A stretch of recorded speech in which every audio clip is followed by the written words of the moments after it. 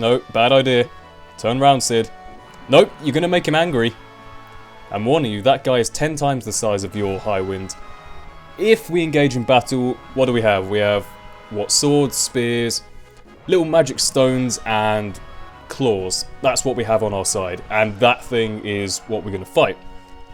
I know you love your motivational speeches, but you can give me any number of motivational speeches, and we're not gonna win this fight. Put it that way, Sid. Anyways, here's the video, guys. I figured I'd do a video on Final Fantasy VII just because this is my absolute, without a doubt, no questions asked, favourite game of all time. Now, this was actually the first game I played on PS1, and prior to this, the only games I'd really played were, what, Sonic the Hedgehog and a couple of PC games like Theme Hospital. But pretty much, I took over my dad's save file, and he wasn't that far through the game. I guess he got bored of it pretty quick, but he was at the point where you get the third character, is it fourth character. You get Eris and you're just in the slums area. This is like within an hour of the game.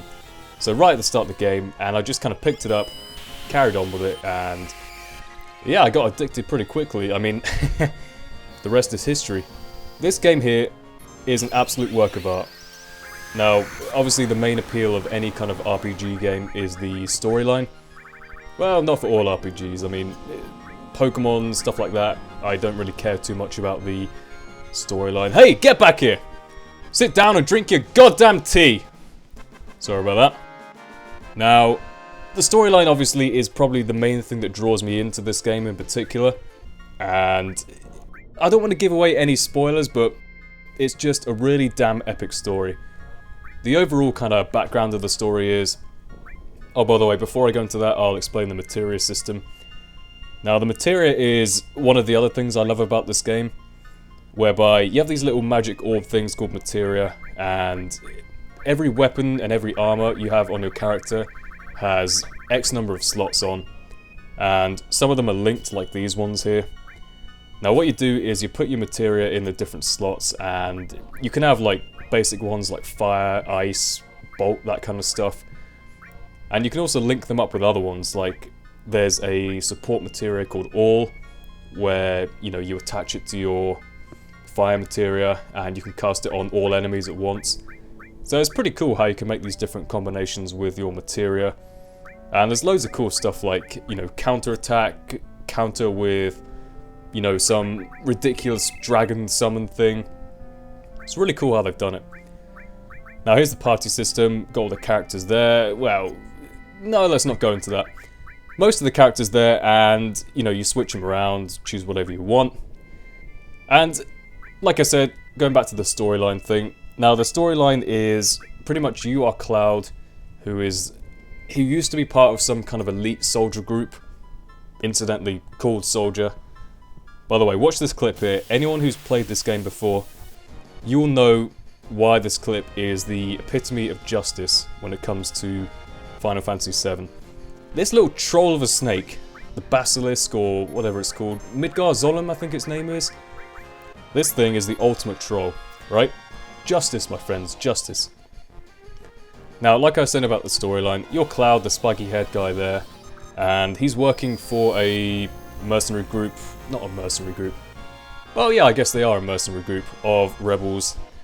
They're all fighting against a company called the Shinra. Now, this company is pretty much the Tesco, or the insert monopolistic company name here, controlling a city pretty much, and they're the ones who provide energy, they provide the railroads, that kind of stuff.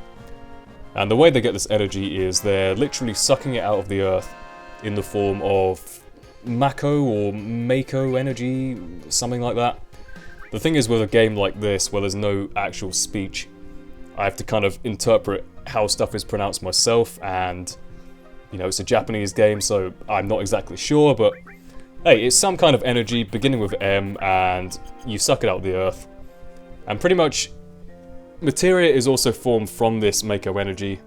It's kind of crystallized down and compressed. That's how it gets the magic powers and stuff. And the way it works is they're getting this Mako energy, using it for electricity, you know, TVs, light bulbs, whatever. And you can sort of draw a parallel to real life here, because the whole idea is this company is sucking out the life force of the planet, and it is slowly killing it off. The planet itself has this life force, and it is slowly being killed by the company. And you can sort of draw a parallel to real life here, where you say, you know, the Earth's natural resources being used up, all that kind of stuff. You know, oil, coal, whatever. It's quite deep when you think about it. It is a really deep and involving kind of story. Better than any film, any book I've ever read. Okay, I haven't read many books, but at least in my opinion, better than any film storyline I've ever seen. It's great, let me tell you. Chocobo Racing. Now at the moment I'm in the Gold Saucer, which is largely used in Disc 2 and 3 I think, but it's mainly all for side quests pretty much. There's one part where you have to escape from this desert prison and you have to actually win a Chocobo race to actually get your freedom, but this one's just for fun. I'm just kind of messing around on this random Chocobo I had left in the stables. You can go around the world, catch your own Chocobos, you know, train them up with magic greens that you feed them, and, you know, race them, get prizes for winning races, whatever. This is the battle square. I don't know why they have a random battle square in the Gold Saucer, but I guess just for practicing the sport of fighting and whatever.